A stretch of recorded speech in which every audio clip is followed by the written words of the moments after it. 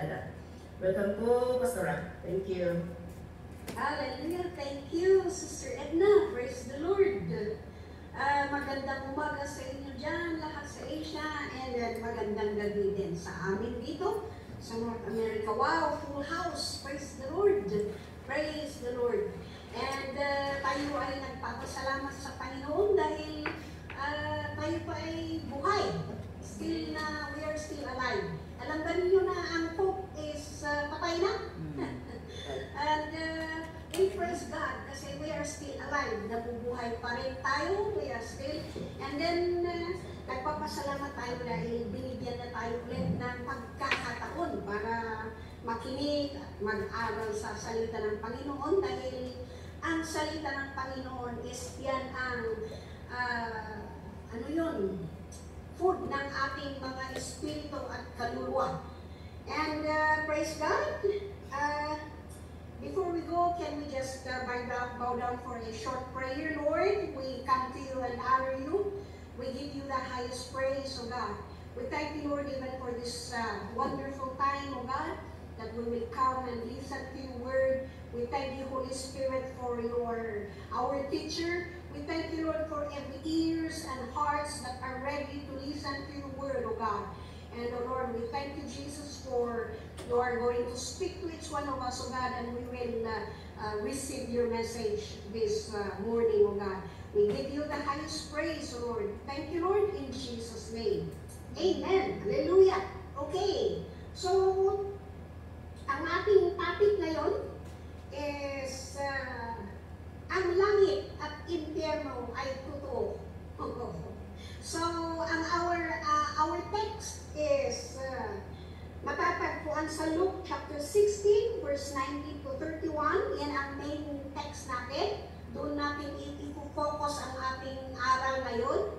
And also in Psalm 19, verses 7 to 9, Revelations chapter 3:20, 2 Corinthians chapter 6, verse 1 to 2, Hebrews chapter 9, verse 27, and then Matthew chapter 7, verse 21. Okay? So, meron akong tanong sa bawat isa. Naniniwala ba kayo na ang langit at impyerno ay totoo? Sino ang naniniwala dito? At sino ang hindi naniniwala? Okay, so yan ang katanungan. Naniniwala ka ba o hindi ka naniniwala? Para matugunan or para masagot ang tanong na ito, tayo po ay let's go to the Word of God. Pupunta tayo, tingnan na natin ang salita ng Panginoon, kung ano ang sinasabi ng salita ng Panginoon tungkol sa langit at impyerno. Kasi alam ba natin na lahat ng katanungan natin sa ating buhay ay may tamang sagot? Tama ba? Lahat ng mga katanungan sa ating buhay ay may tamang sagot. Eh, lahat ng anong problema natin sa buhay ay may tamang solusyon. Yan. Yan ang totoo. Lahat. Kahit anong problema mo, may tamang solusyon. And matatagpuan natin ang lahat ng mga kasagutan ng ating katanungan, matatagpuan natin ang lahat ng solusyon ng ating problema sa salita ng Panginoon. Kaya yan, pinaka-importante ang salita ng Panginoon. Kaya tingnan nga natin sa Psalm chapter 19, verse 7 to 8. Tingnan nga natin kung ano ang sinasabi ng Salmo tungkol sa salita ng Panginoon. Okay, let's read first in English and then basahin natin sa Tagalog para mas malinaw. Okay, in English, verse 7. Psalm chapter 19, verse 7. The law of the Lord is perfect, refreshing the soul. O tingnan ninyo, the statutes of the Lord are trustworthy, making wise the simple. The precepts of the Lord are right, giving joy to the heart. The commands of the Lord are radiant, giving light to the eyes. Ayan. Yan magagawa ng salita ng Panginoon. Let's see. Basahin nga natin sa salita sa Tagalog. Ang batas or ang kautusan ng Panginoon ay walang kamalian. Or sabi, ang batas ni Yahweh walang labis, walang kulang. Yan, walang labis, walang kulang. Perfect. Ito ay nagbibigay sa tao ng panibagong kalakasan. Yan ang magagawa ng salita ng Panginoon. Nagbibigay ng panibagong kalakasan. Ikaw ba ay nanghihina? Yan. Matatagpuan natin ang panibagong kalakasan sa salita ng Panginoon. Ano ba? Ang mga tuntunin ni Yahweh ay mapagkatiwalaan at nagbibigay ng talino. Ayan, nagbibigay ng talino sa payak na isipan. Kaya kapag ang Panginoon, ang salita ng Panginoon ay nasa atin, walang bubo na Kristiyano. Yan ang magagawa ng salita ng Panginoon. Kaya kapag nasa atin ang salita ng Panginoon, hindi tayo bubo. Kahit sinasabi nila, ikaw ay bubo. No. As long as we have the Word of God, we are matalino. Kasi ang katalinuhan ay nanggagaling sa salita ng Panginoon. In verse 8, ano pa ang magagawa ng salita ng Panginoon? Ang mga utos ni Yahweh ay makatwiran. Ito'y nagpapasaya ng puso at kalooban. Ayan, yan ang magagawa ng salita ng Panginoon. Ito'y nagpapasaya ng puso at kalooban. Ikaw ba ay nalulungkot? Ikaw ba ay naghahanap ng kasayahan ng puso at kalooban? Kaya ginagawa mo lahat, nag-aano ka ng kahit anong para ikaw ay magiging masaya, nagda-drugs ka o whatever. Pero tingnan ninyo, walang ibang makakapagbigay ng totoong kasayahan sa puso at kalooban kundi ang salita ng Panginoon. Doon natin, yan ang magagawa ng salita ng Panginoon. Ang mga tagubilin ni Yahweh ay tama. Tama. Walang wrong sa salita ng Panginoon. Ano ba ang magagawa ng salita ng Panginoon? Nagbibigay ng isipan ng gustong pang-unawa. Kaya kapag ikaw ay marami kang question sa iyong buhay, baka kinu-question mo na, bakit ganito ang nangyayari sa aking buhay? Hindi ko maintindihan.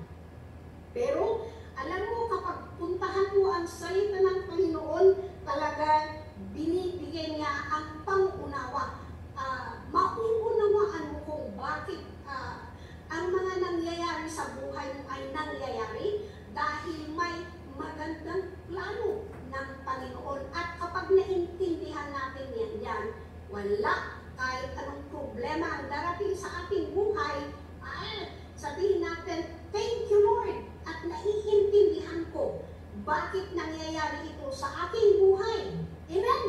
Kaya, yan ang, kapag may question tayo, kapag may problema tayo sa buhay, at hindi natin naiintindihan kung ano ang gagawin natin, at sa ating buhay, so saan tayo pupunta?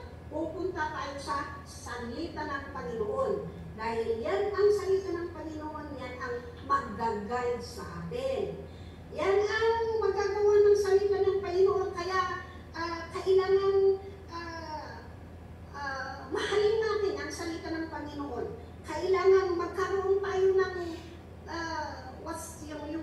yung desire to read the Word of God. So, tanungin ko nga sa ating lahat yan, kayo sa ating lahat, sino sa inyo ang may Biblia, may Bible? Taas niya ang mga kamay. Yan, praise the Lord. What about yung mga walang iba?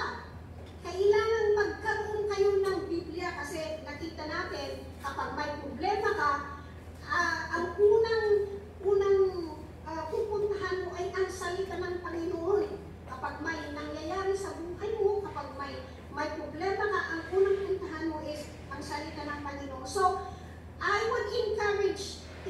isa sa inyo, yung mga walang Biblia, yun ang number one dapat na i-desire ninyo. Kasi mas mahalaga yan kaysa ginto. Mas mahalaga yan kaysa pera. Kahit marami kang pera, kung wala ang salita ng Panginoon sa iyo, wala kang buhay. Amen? So, yan. I will encourage you, makinig kayo, and magkaroon kayo ng Biblia. Amen? Amen? Amen ba? Taas nga ang kamay at pumalakpak. Yes, praise the Lord. So, yan ang magagawa ng salita ng Panginoon. Alam natin. So, balikan natin ang ating topic na ang langit at impyerno ay totoo. Yan. Tingnan nga natin. Sa text natin, sa Luke chapter 16, verse 19 to 30, dito sa text natin, mismo si Jesus ang nagkwento. Mismo si Jesus ang nagsalaysay dito. Ito ay tungkol sa isang mayaman na tao at kay Lazarus. Tingnan nga natin, basahin natin ang text natin para maintindihan natin ang kwento ni Jesus. Okay, so there was a rich man who was dressed in purple and fine linen and lived in luxury every day. So, ang ibig sabihin, siya ay mayaman. Talagang mayaman siya, maraming pera. At his gate was laid a beggar named Lazarus, covered with sores, and looking to eat what fell to the rich man's table. Even the dogs came and licked his sores. Okay? And the time came when the beggar died, and the angels carried him to Abraham's side. So, namatay na ang beggar, yung poor man. The rich man also died and was buried. Namatay din ang mayaman. In Hades, where he was in torment, he looked up and saw Abraham far away with Lazarus by his side. So yun, yan ang nangyari. So he called to him, Father Abraham, have pity on me and send Lazarus to dip the tip of his finger in water and cool my tongue, because I am in agony in this fire. But Abraham replied, Son, remember that in your lifetime you received your good things, while Lazarus received bad things. But now he is comforted here, and you are in agony. Yun. And besides all this, between us and you, a great chasm has been set in place, so that those who want to go from here to you cannot, nor can anyone cross over from there to us. He answered, Then I beg you, Father, send Lazarus to my family, for I have 5 brothers. Let him warn them, so that they will not also come to this place of torment. Tingnan ninyo, I want tingnan ninyo yung patay pala, siya ang nag-pray para sa hindi patay. Para yung mga hindi pa patay, sila ay mag-repent at hindi sila pupunta sa kanyang pinuntahan. Okay, so let's 29. Abraham replied, They have Moses and the prophets, let them listen to them. No, Father Abraham, he said, but if someone from the dead goes to them, they will repent. Yan, repent. He said to him, if they do not listen to Moses and the prophets, they will not be convinced, even if someone rises from the dead. And so that's it. So tignan natin, yan ang nabasa natin sa text natin tungkol sa dalawang tao. Okay. So in verse 19 to 21, nabasa natin na may dalawang tao. Yan. Dito na nakita natin sa nabasa natin. Dalawang tao, ang mayaman na tao at si Lazarus. Itong dalawang tao is magkaiba ang kanilang sitwasyon sa buhay dito sa lupa habang sila ay nabubuhay pa. Yung isang tao, sabi ni Jesus, siya ay mayaman na parang wala siyang problema dahil meron sa kanya ang lahat. Diba? Ganyan ang mayaman. wala siyang problema kasi wala siyang problema na pangangailangan. Siya ay nag-i-enjoy na lang at ginagawa niya ang kanyang kagustuhan araw-araw at wala siyang pakialam. Ito ang isang ginagawa ng itong mayaman, wala siyang pakialam na tumawag sa Panginoon, tumawag sa hanapin ang Diyos dahil ang akala niya lahat ng kanyang mga kailangan ay nandyan. Okay? So parang hindi niya kailangan ang Diyos, ang Panginoon. Ang kanyang Diyos ay ang kanyang sarili, ang kanyang Diyos ay ang kanyang kayamanan, at ang mga material na mga bagay na nasa kanya. At ito naman si Lazarus, tingnan natin itong isa si Lazarus, ang kondisyon ng kanyang buhay ay mahirap. Yan, katulad natin. Parang lahat ng may pangangailangan. Ha? Maraming problema. Sino ang walang problema dito? Taas nga ang kamay? Oh, I'm sure lahat tayo may problema, di ba? Yan ang hinahanap ang buhay ni Lazarus. May maraming problema siya, pero ang kagandahan ni Lazarus, itong tao na poor, dito, kilala ng Panginoon ang kanyang pangalan. Okay? Alam niya ang Panginoon. Yan ang importante. Yan ang kanyang lamang sa mayaman. Kasi kilala niya ang Panginoon at kilala ng Panginoon ang kanyang pangalan. Yun. Ang kanyang, kilala ng Panginoon ang kanyang sitwasyon. Siya ay mahirap. Kilala ng Panginoon ang problema niya sa kanyang buhay. Wala nang naililingid sa buhay sa kanya. Ay sa Panginoon, sa kanyang buhay. Kaya ito, nakita natin ang diferensya. Yung mayaman, wala siyang pakialam sa Panginoon. Itong poor, na marami siyang problema, at least, kilala ng Panginoon ang kanyang pangalan. Alam ng Panginoon ang kanyang pangalan. Alam din niya ang kanyang pangalan. So, ito nga ang matanong ko sa atin. May tanong ako sa ating lahat na nakikinig ngayong umaga. Kilala ka ba ng Panginoon? Kilala ka ba ng Panginoon? Kilala ba ang Panginoon ang iyong pangalan? Or kilala mo ba ang Panginoon?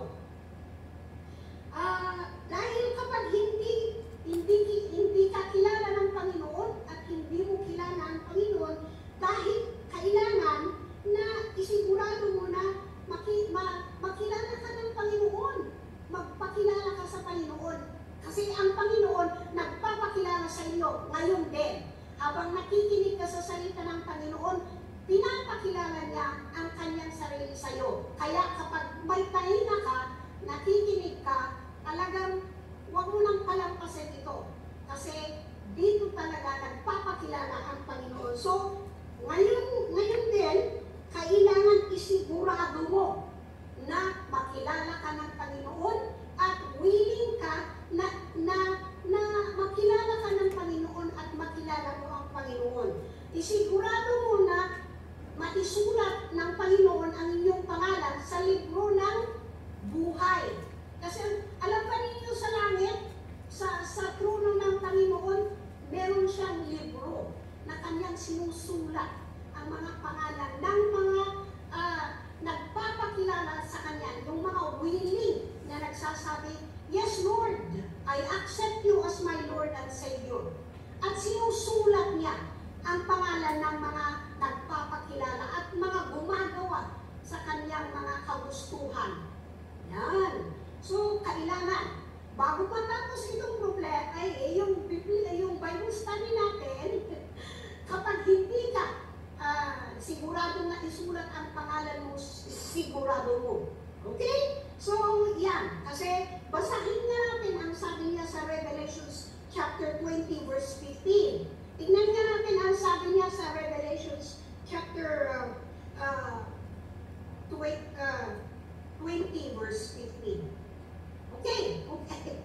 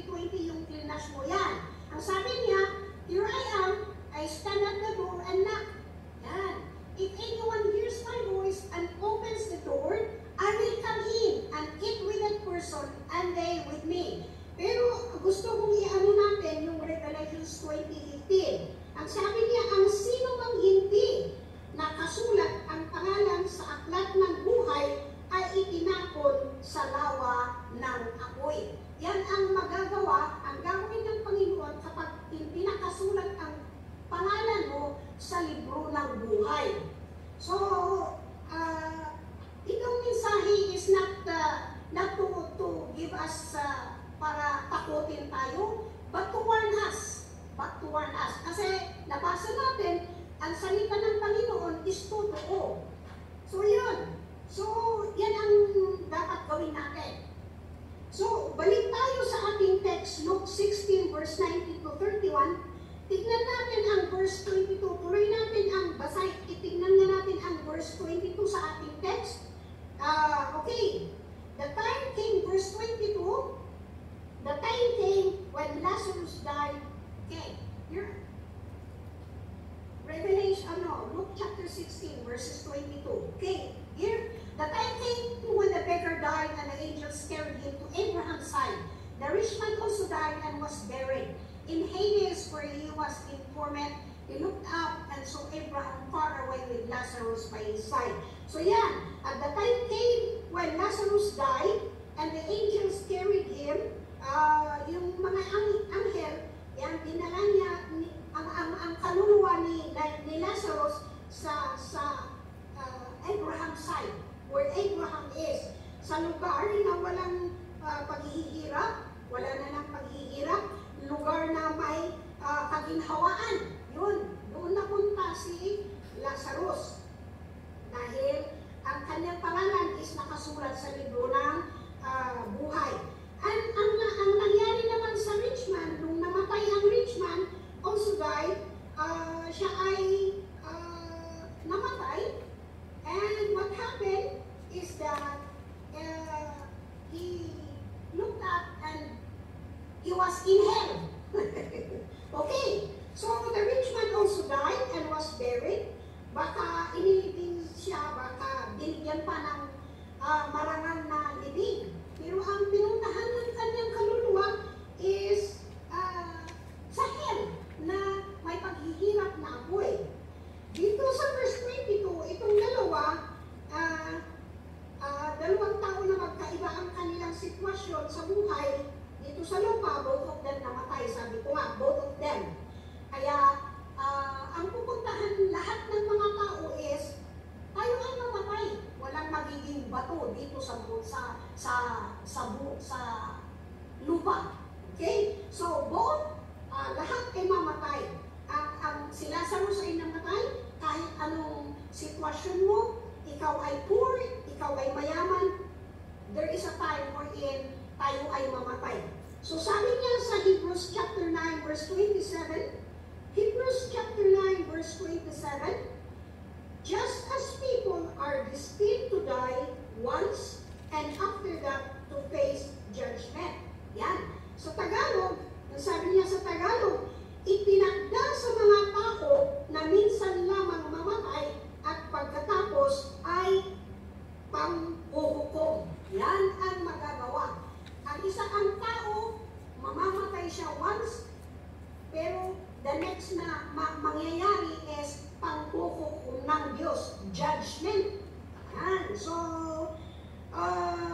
verse 23, itong tao na nabuhay dito sa lupa, na wala siyang pakialam yung mayaman, wala siyang pakialam sa Panginoon, ang kanyang pinili na gawin niya is i-focus ang kanyang buhay sa buhay ng mundo, nag-enjoy siya sa buhay ng kamunduhan, wala siyang oras para sa Panginoon, siya ay napunta sa Hades.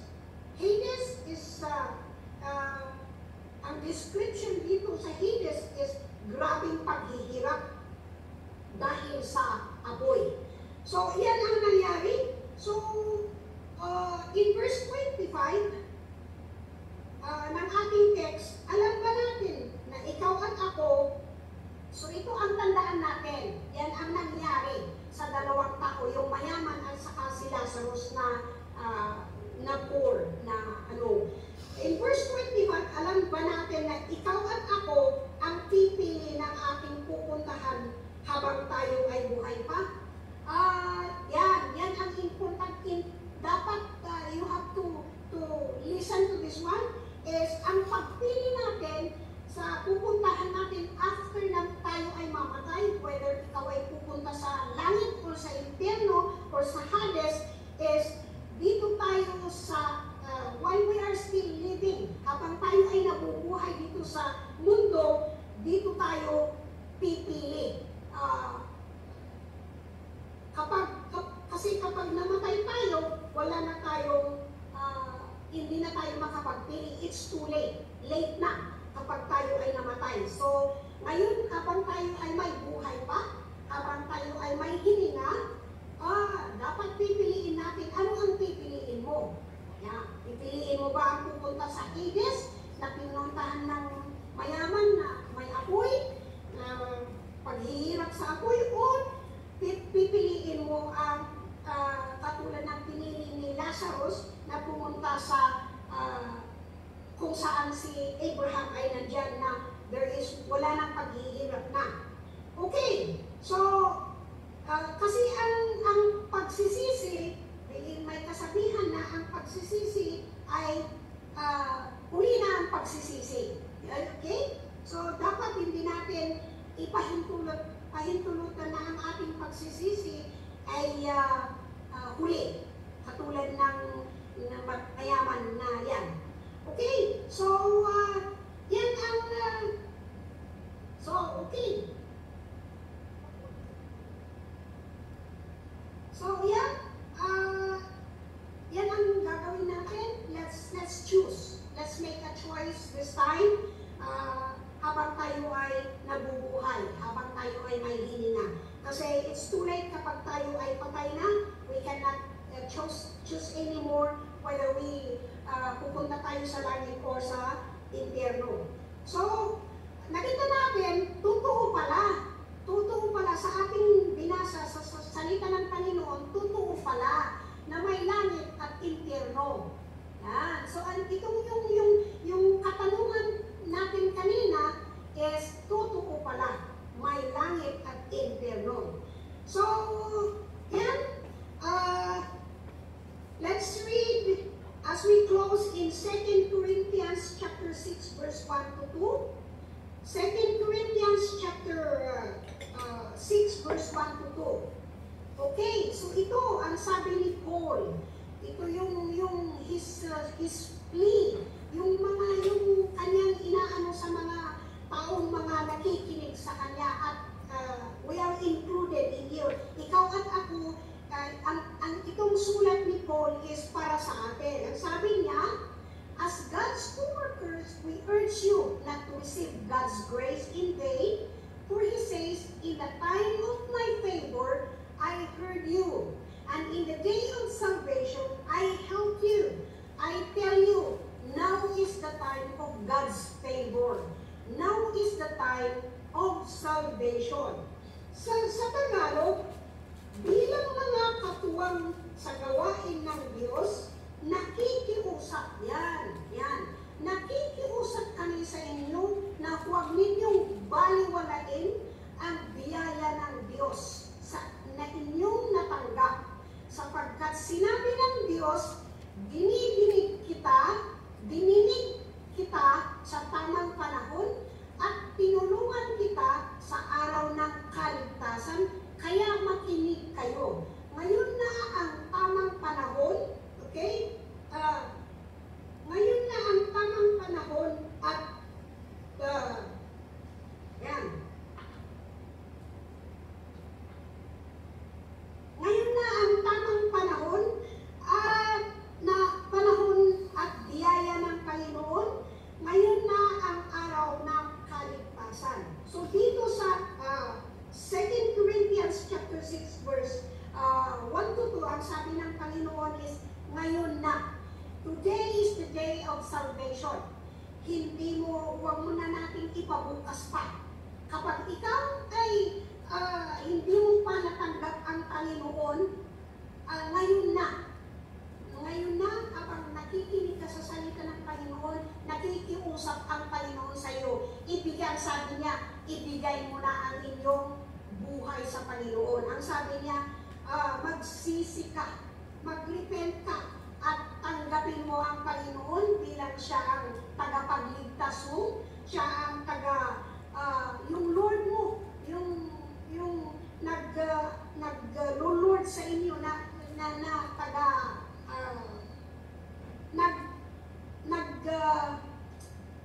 yung Lord, being the Lord of your life.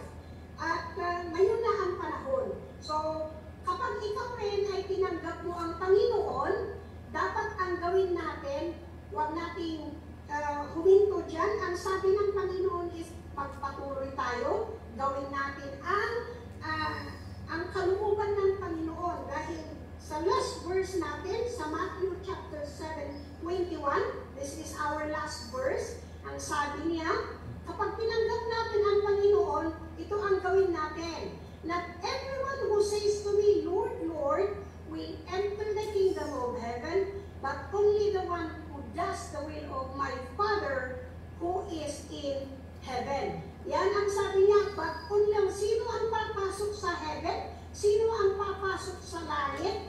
But only the one who does the will of my Father who is in heaven. Yung mga gumagawa lang ng mga kalooban ng Panginoon, sila ang pupunta sa langit. Kahit natanggap mo ang Panginoon, kapag hindi mo ginagawa ang kalooban ng Panginoon, then I think wala. Hindi tayo makakapasok sa kaharian ng Panginoon sa langit. So ito, I hope so na meron tayong natanggap na we heard the message and praise the Lord. So this is the end of our lesson this evening, and I hope so we have learned and received something.